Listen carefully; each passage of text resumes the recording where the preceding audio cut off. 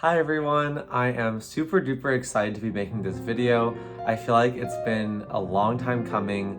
I have officially reached 1,000 subscribers on YouTube. Yay! Thank you to all of you 1,000 plus people out there for supporting me and kind of starting this journey with me, especially those loyal fans. I see you out there commenting on all my videos, defending me from the haters or whatever. So thank you guys so much. So in this video, I just wanted to talk about a couple of things about my channel going forward and then move into a Q&A, kind of just answering some of the questions that you guys had for me. Okay, so in terms of my channel going forward, so the main crux of my channel so far has been about figure skating and has figure skating content, and I definitely do want to keep doing that, obviously. Figure skating has been and will continue to be a huge part of my life, and it's content that feels really easy for me, honestly, to make. Like it goes by really quickly because it's what I know. It was my life for like over 15 years or whatever. However, I do think that I want to start branching out a little bit more in this YouTube thing, and I hope you figure skating fans out there won't drop me for it. In my ideal world, I think I would post like one figure skating video and one other video every week. But with my new job and everything else going on in my life, I'm just not completely sure how realistic that timing will be. Up until now, I've kind of just been posting a bit erratically, as you've probably noticed if you've been keeping up with the channel. And hopefully soonish I'll get into some kind of routine. I'm thinking tentatively maybe like Thursday and or Friday mornings posting a video Eastern time in the United States. But I don't know, guys, I hate making commitments. I'm one of the most commitment phobic people. Well, it depends on what kind of commitment, but in general, with this kind of thing. So I'm not completely sure yet, so please bear with me just for a hot minute. So in terms of other content that I think I want to start making going forward besides figure skating, I think some of the other main themes that I want to talk about are other things that are very kind of close or relevant to my life right now, which are like early career / navigating capitalism as a young adult type thing, mostly focused on the United States. But I guess for everyone, and also like travel and travel content, which I haven't been traveling much recently, but it's a huge kind of passion and love in my life. And you know, I see those YouTubers doing all that travel thing and making those beautiful videos and great memories, and like I'm like, part of me kind of wants that, not just for that, but just like for my own experiences. And I have loved my own traveling experiences, so anyways. And then maybe also some other random stuff. I feel like I have so much to talk about in general or to vent about. I'm just a very talkative person, clearly. And also just so many things that I want to share with people that hopefully will be like helpful to them in their lives and or just entertaining. That's also fine too. We all need some entertainment once in a while. And I know that channels usually focus kind of on one niche, but I kind of want my channel, as I'm thinking about it right now, to kind of represent my life a bit like an amalgamation of things, and that is what my life is. I do a lot of different things, you know, I go to work, I do skating stuff, I do other stuff, and I don't know, that's just how I'm thinking about it now. Maybe I'll change my mind in the future, maybe I'll just focus on one thing, but for now, I just kind of want to try that out for a bit and do whatever the heck I want. Okay, so moving on to contacting me on email and Instagram. So I have a new like business inquiries email thing.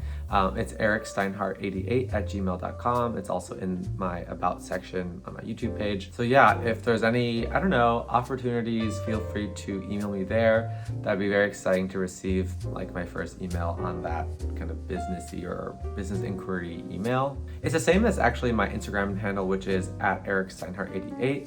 And by the way, talking about Instagram, if I'm not friends with you in real life, I probably am not going to respond to your Instagram message, most likely. I mean, unless it's for some kind of sponsorship or, you know, opportunity like that. Hope you guys understand. It's kind of just like an internet safety type thing, as well as just kind of trying to keep my personal life and kind of YouTube life-ish separate. I mean, if we meet up, you know, happen to meet up, I mean, don't stalk me, but like if we happen to meet up, I don't know, in real life at some point, like that's fine. But if that just makes sense, I don't know. So I don't hate you or something if I'm not responding to you. Also in the future, I know that there's like YouTube live stuff. I definitely do not have enough following to do that kind of stuff yet, but maybe in the future I can do something like that. And there's like chats and like live chatting and super chat or stickers, or I don't know. I'm still kind of figuring it all out, but that's definitely something, you know, that could be possible in the future, and to be a little bit more like interactive-y, real-time-ish. Okay, last small note, kind of a specific thing. I've decided to turn off my comments notifications. Up until now, I've basically gotten like immediate push notifications on my phone, and also I think like emails almost every time someone comments, which, as you can imagine, is kind of a lot. I think it's been good to kind of engage with you all and respond quickly, especially when my subscriber base was like even, you know, smaller, like under 1,000, and just kind of interact with everyone and see what everyone's thinking. But now that I'm getting bigger, I mean, there's gonna be more comments, and like, I don't know, it's kind of like tiring and a little bit stressful for me. So I definitely still will read comments, or I'm gonna try to read comments. Maybe I'll do something like try to go through it once a week. Honestly, I've still been really used to like checking it all the time, so I still might be responding quickly, but I'm trying to get out of the habit a little bit just for myself, but just putting that out there. Okay, on to the Q&A. All right, so let's get started. Okay, so Jet Mech asks, or he says congrats, and then he says, or they say, it seems figure skating is very expensive to pursue. Do you think this holds the sport back? 1,000%, 1,000,000%. Oh my gosh, preaching to the choir here. I could make a million videos about this, and maybe I will make some videos about this in the future. Is actually something that I'm extremely passionate about, is in general the diversity of figure skating, which in huge part is held back by basically how expensive it is. So maybe I'll just give you like a little preview here, a little bit of a taste. Basically, figure skating is just extremely expensive. In places like the United States, it's completely self-funded. So you just have to like have the money to start. And basically there's not much money in figure skating in general. If you get to like the top and you become like a star, like maybe if you're like a Nathan Chen, or definitely if you're like a Yuzuru Hanyu or something like that, then like, yes, you can make money, but that's only at the very top. And think about how many years you need to train to even get there. So it's just basically very expensive. Even if your family's like well off, it's still like very difficult. I know that my family found it very difficult to support. So it's different in other countries where it's like state kind of sponsored or funded. So in places like Russia or China, where they like find talented people from anywhere, maybe they think that they have some certain kind of body type or something like that, and then they could be from any backgrounds often, or sometimes it can be from a low income background, but then they kind of fund it, and then, you know, there's like all that pressure to win and all that stuff. But anyways, in general, figure skating is expensive. Why? A lot of reasons. I mean, just ice time is expensive in like Chicago, or like in San Francisco where I am now. Like ice time is like $20 almost for just an hour just to skate, and that's like not even lessons. And then you're thinking about like the top coaches are like $100 per hour in lessons, or at least 80 or 90 or something like that.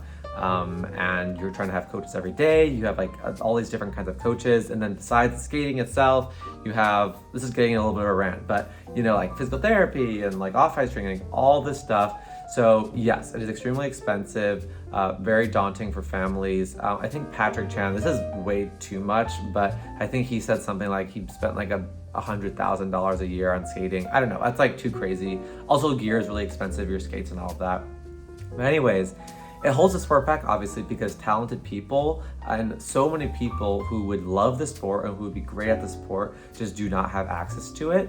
And this also impedes things like racial and ethnic, and also kind of country diversity, because some countries, for example, just literally don't have the money to do that. And it's kind of a reinforcing cycle. So if you're only seeing like white people and like maybe some Asian people in Asian countries on like that are skating, then that's like the only people who are going to keep doing that, if that makes sense. But anyway, it's just like a big barrier.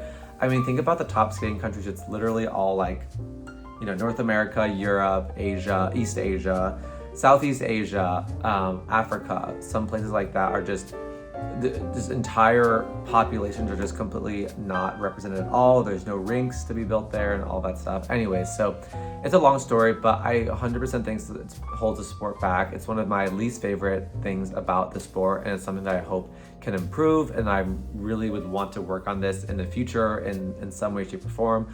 I guess like quick plugs for in the United States domestically for some organizations that are tackling this. It's a bunch of diversity figure skating things that sprung up over the last few years, but there's Diversify Ice Foundation, which I actually volunteered for a week in 2021, and they kind of like fund minority, especially Black and brown figure skaters in the US. And then there's the skating, what's it called? Figure skating in Harlem one, where it's kind of combining education and skating, and I think maybe some synchro and stuff for mostly Black girls in Harlem and New York. So, but those individual organizations are not going to be enough. The sport, I don't know whether it's more like some kind of funding where it's not just self-funded and not just like your parents paying for it. Like if there can be figured out a way for that to happen, or I don't know, there's a bunch of things that could make it potentially more equitable. I think also just in terms of like the countries represented, there has to be a lot more.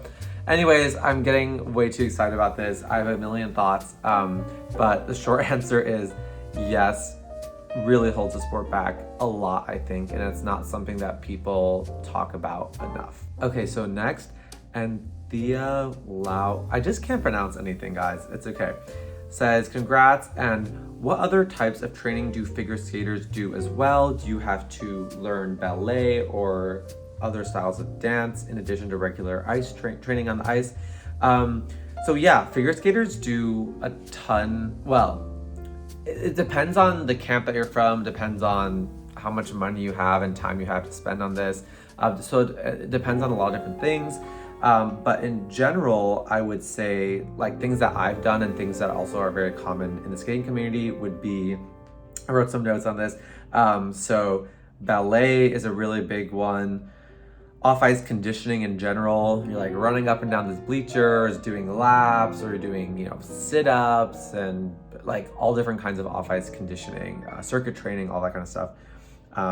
Various types of dance for sure, besides ballet, Pilates, yoga, and then if you count like more medical things, kind of like physical therapy, acupuncture, like all of that kind of stuff as well. So yeah, it varies a lot. Like ballet, for example, is one of the really common ones. I personally never loved ballet for skating kind of thing. And it's also weird because it's like you're trying to find a ballet teacher, but then you want to find something that will actually adapt to skating. So for example, you run into things like in skating, you literally only spin one direction pretty much always. And in ballet, they often, like if you're a righty, you go this way or counterclockwise. But in ballet, they always make you go clockwise. And you have to like so you have to have a ballet teacher who kind of understands skating a bit, for example. I mean, it's okay to turn clockwise once in a while.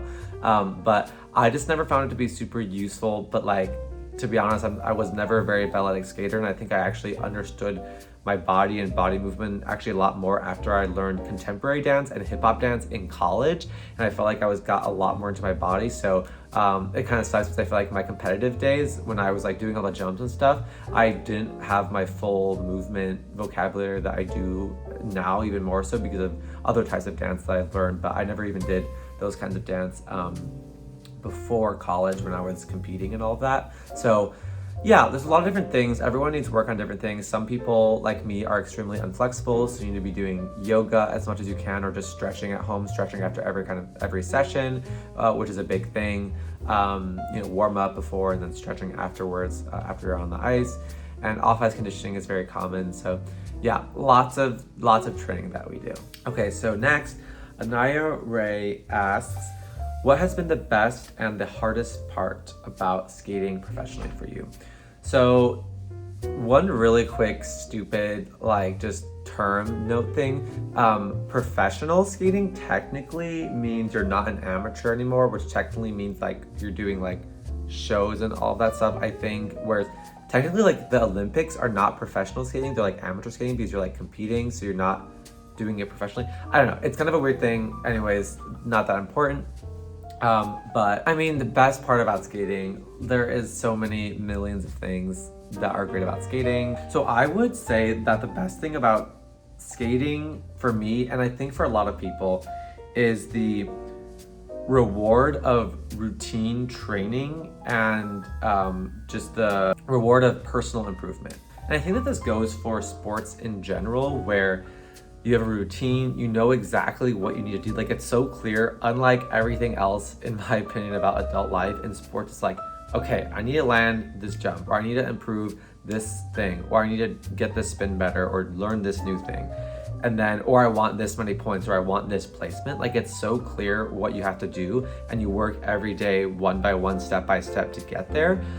So it's very clear, it's very structured, and it's really rewarding when you get something. Like when you, like everyone will tell you when they landed their first double axel or whatever jump, or they place first in competition or whatever it is. Like, and it's not exactly just like the placing of first. In fact, I think that's not even the most rewarding part, or not the favorite part of many people, but it's like, I like committed myself every day to doing this. I know exactly what I'm doing in life and in this sport and getting better. That's really the best part. And that's what actually, I think makes it really hard for people to retire, because when you go from knowing exactly what you're doing in life, doing this every single day and trying to improve and have a specific goal, have specific goals, it's really hard to then go into like a meaningless, nebulous world where like, you can choose whatever the heck you want to. Do you have to wake up and go to the rink? No, you can do whatever you want in life. I mean, you have to survive, but you know what I mean? So I think that's a lot of ways the best part about skating, and what I miss the most is knowing exactly what I'm doing and having those goals and training to get there. The hardest part about figure skating, a lot of hard parts. Just the clearest things that come to mind are injuries, number one, and two, negativity and toxicity in the sport. In terms of injuries, there's someone asked me a question about this, so I'll get into that to in a minute, but just injuries are the worst, they're awful. It's just point blank, period. It's just not good. Very hard.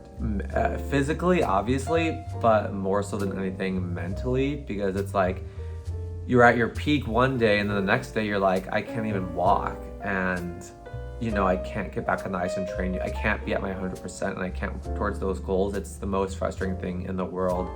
It's awful. And then just in general, negativity, toxicity in the sport. Honestly, everyone that I've met in the figure skating world has said that there's drama and toxicity in like their rink. It's like every home rink, every little random suburban ice rink in like anywhere in the entire country in the United States, every rink internationally, like just everywhere, like, or at national, international companies, like there's a lot of things that are toxic. I don't know, I think it's kind of complicated to go into. There's obviously things that are very easy to spot, things like body image and eating disorder and that kind of stuff that comes with these kinds of sports, where you have to look nice and skinny or whatever, or you know, in general it is like easier to jump if you're slimmer, but then it's like comparing to other people. I don't know, all of that kind of stuff. But I don't know, or like overtraining, or the culture of the skating camp that you're working under. I don't know, there just can be a lot of negativity, and also with or without injuries, just like not being able to achieve something, or you know, failing is really hard. And there's a lot of people that aren't necessarily the most supportive in the sport in general, I would say. So it's a hard sport. It's a really hard sport. So there are obviously great things about it, but there are definitely some cons. Okay, so next, Mudi asks, is, do you think that the future of figure skating as a sport will have more issues after the recent Olympics? Interesting question, because as we've all seen, the recent Olympics has erupted in controversy and all that stuff. So I think the answer is yes and no, in the sense that I do think that this tension, especially with Russia internationally in the sport, is gonna get worse before it gets better. With all the politics going on, all the crazy judging, all of the stuff that's going on with Russia in the sport, and how much they've dominated, especially the women's field, they're not gonna like let that go. So I think that that's gonna like get worse, and this revealed a lot of the bad parts of the Olympics before it gets better. However, I also think no, in the sense that a lot of these things that maybe the average viewer was seeing for the first time on television at the Olympics, these things have been building up and going on for a long period of time. So it's not like it all of a sudden just got worse in one day. It's like this stuff happened over a longer period of time. So revealing things so starkly, like how maybe badly these girls are being treated with they're so young, and then they're having these meltdowns, and then doping and all that stuff. Like that's been likely or has been going on for a while. Even like the crazy scoring and inflation, all that stuff, that's definitely been going on since Adelina Soniková, at least 2014, right? So it's more, this Olympics was more revelatory, like revealing, and so therefore I hope that it's more revealing, and so that things will get better from here rather than worse in a way. But I do think it'll I don't think we've hit rock bottom yet, so maybe I'll have to go down a bit more. I mean, even now with like the invasion and Russia not even be able to compete, like I feel like that's getting towards rock bottom. I don't know, but so yes and no, I would say. Okay, last question. Lots of questions. Maybe I might not be able to get to all of them, but Karen0202 asks, have you ever been injured? Yes. I'm definitely probably gonna do a video on this at some point. Was one of the most injury prone skaters there probably exists. Like I would get, on average, I would say like one major injury every year. And honestly, not all of them were from skating. Like off the top of my head, I've broken 2 fingers, one from skating, one from volleyball. I've broken an arm, not even from skating. I've broken my leg, my tibia, spiral fracture, was in a wheelchair, was gone for like 6-7 months. That was from skating, from a double axel, which is why I hate that jump. For that, I've gotten like 2 stress fractures, a stress reaction. And then I have these like semi-permanent hip injuries, things that are kind of still going on. Pulling a hip flexor that never completely healed, found out I have small labral tear, blah. Anyways, there's a ton of stuff going on. And even like recently I've gotten this stupid kind of chronic pain injury that may or may not be related to my old skating days. Anyways, guys, I wasn't even doing quads. I was doing like, triple S's and stuff, and like, and we see this with everyone. Even like I think Tara Lipinski, she stopped skating, or she was competitive when she was like 15. She's like more than twice that age now, I think, and like she still has like back injuries. Like, anyways, it's a very hard sport. It's a lot of injury prone. I was definitely more than other people, which is weird. Like I kept getting tested for like bone density, but my bones were like fine. I just was unlucky, I guess, and kept breaking them. And again, not all of them were from skating. Anyways, yes, I've gotten injured before. What are your favorite programs? Yours and or other skaters? In terms of mine, it's a pretty easy one. I have to say my last senior lawn program, it was to the soundtrack of the new Picasso, this kind of newer musical. And I just loved that music. I used it for 2 years. It was when I got like a lot of my best jumps. It's when I had probably like my healthiest coaching relationship, and I really like my coach, and in the rink and all that stuff. It's like a very emotional program for me. I went to nationals at the senior level, which was a huge goal of mine. So for mine, that's pretty obvious. Just like went through a lot with that program. I feel like for skaters, programs are great for like their music, but also because of like what you achieved with that program, and also that journey that you've had with that music and that program. In terms of other skaters programs, I have so many. There's too many. But a couple that come to mind, Michelle Kwan Tosca, that step sequence like will literally get me to like cry sometimes. Yuna Kim is a legend. Probably her 2010 maybe short program with James Bond. Jason Brown, Question of You short program. I think he did it for junior year and senior year once. I saw him train that program. We skated together for a bit at the same rinks. And just amazing to see that in the training and also at nationals, and the like slapping his hands before going into that butterfly spin. Anyways, very legendary. Love it. Anything else that I can think of? Oh, another kind of like personal favorite one, which is also because I trained with her, but Brady Tennell's junior long program. It was like some Irish music or something. I don't know. I love that music and I love that program. I loved watching her work so hard for that. So amazing. Alina Zagitova's like programs, actually the Olympics, keep growing on me for some reason. I don't know. So like a lot of different programs. Oh, I should probably, ooh, okay, I feel like someone's gonna be like, oh my god, you didn't say anything from Yuzuru Hanyu. No, Hanyu has some really great, his short program, I think from 2010 or something, amazing. I don't know, Hanyu is someone who I don't go back and rewatch as much. I love his skating. But for me, I don't know why, someone like a Jason Brown, for me, it's really easy to like. I wanna go back and rewatch those programs. I don't know, everyone has their own thing. Hanyu's amazing. Anyways, similar to this, have you ever thought about recreating some parts of your step sequence for your channel? No. If no one has asked you yet, how are you introduced to skating? Birthday party / my brother's friend / hockey. I don't know, I was like 4 years old. Most people who are like competitive in skating have started when they were tiny, and it wasn't almost like our choice. It just like happened, or we like liked it when we were little kids and our parents just kept taking us there.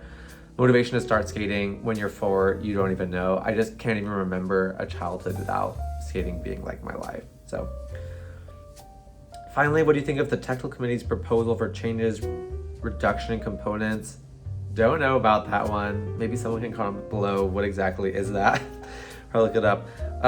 Similar to proposal in Yuzu's thesis, motion sensors. Okay, objectivity grading of jumps, yes. In general, yes. Let's have machines judge these jumps. I feel like it's totally possible for machines to judge. And that takes so much of the subjectivity out of like the technical panel and cheating a jump or edges and stuff like that.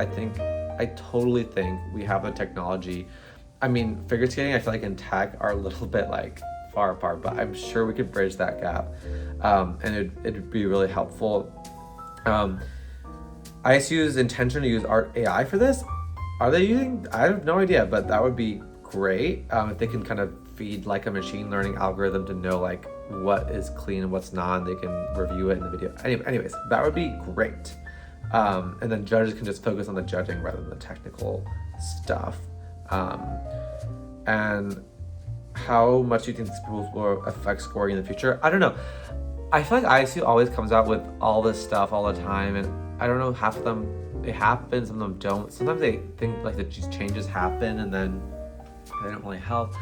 I don't know. I don't have insight into the mind of the ISU, but I do think more objective jump scoring and technical scoring would be great. Components should be worth the same. As far as I know, we've always had a 50-50 artistic and technical mark, so if anything, the components should be ratcheted up because there's a max of like, whatever, 50 points, whatever you can get in components now, and your technical is way higher. So if anything, I think components should be probably raised. Anyways.